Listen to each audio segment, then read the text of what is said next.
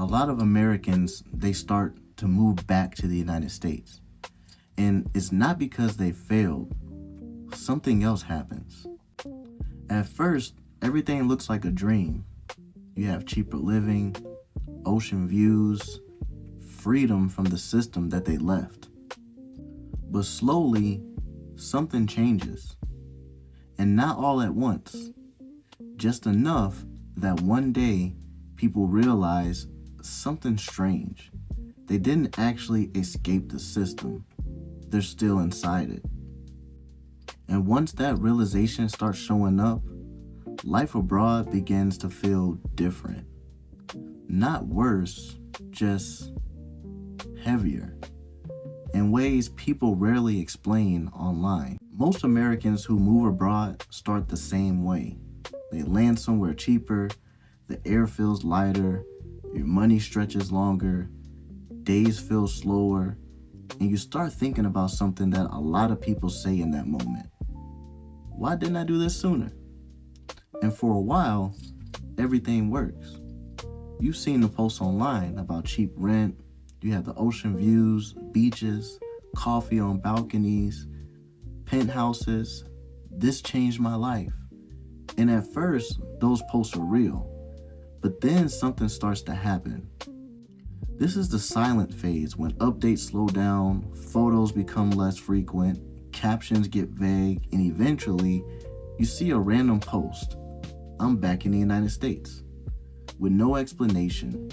Just something like, I'm back for now. And if you pay attention for long enough, the same explanations always show up. It could be visa issues, healthcare, family stuff, or money got complicated. But those usually aren't the real reason. They're just easier to say out loud. Because the real reason is harder to explain and harder to notice at first. When Americans move abroad, they don't actually leave the system right away. Your income might still come from the US. Your bank accounts are still American or Canadian. Your legal identity is tied there. Your safety nets are still Canadian or American. So life abroad still works because you're still plugged into the system that you left. Most people don't realize that part. But the longer you stay abroad, the more pressure starts appearing. And it's not a loud pressure, it's a quiet pressure. Foreign banks start getting uncomfortable dealing with US citizens with a passport. American banks start flagging your international activity. Payment processors start freezing your accounts or transfers get delayed. Things that used to work smoothly, they start behaving different. And that's when the first strange realization shows up. You're not really free. You're just given permission to travel. And permission can disappear, and sometimes overnight. At first, this still doesn't feel like a crisis because your lifestyle is good. Your money is stretching longer, your days feel calm, but underneath all of that, something else is starting to change. Your life becomes temporary because your visa expires. Residency rules change. Immigration laws change. And the life that you're telling yourself that you're building is sitting on paperwork that you don't even fully control. And that creates a strange kind of pressure. Not panic, just a constant background thought. How long does this actually last? But that still isn't the real breaking point. The real shift shows up somewhere else entirely, and it's identity. This is the part almost nobody explains clearly, because it happens slowly and over time. You start drifting away from the American life. Your friends move forward, families grow, careers change, the shared cultural moments happen without you. And at the same time, you never fully become local where you move to either. You're always a little outside the culture. At first, that feels exciting. Then it starts feeling strange. Eventually, it starts feeling heavy. because now the question changes. It's no longer, is life cheaper here? It becomes something deeper. It becomes, where do I actually belong? Most people never say that question out loud, but they do feel it. And eventually, that question starts influencing your decisions.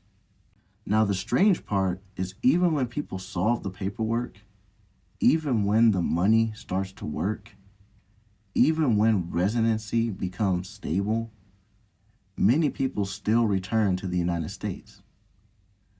That's the confusing part.